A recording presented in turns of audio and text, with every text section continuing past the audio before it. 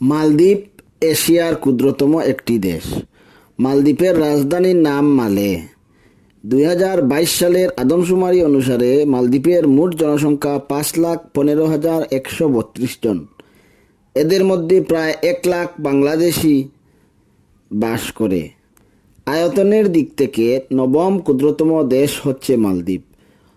তবে বিশ্বের সবচেয়ে ঘনবসতিপূর্ণ দেশগুলোর মধ্যে একটি হচ্ছে মালদ্বীপ।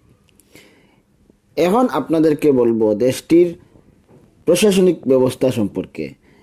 দেশটিতে বর্তমানে রাষ্ট্রপতি শাসিত সরকার ব্যবস্থা বিদ্যমান। প্রেসিডেন্ট হচ্ছেন সরকার প্রধান।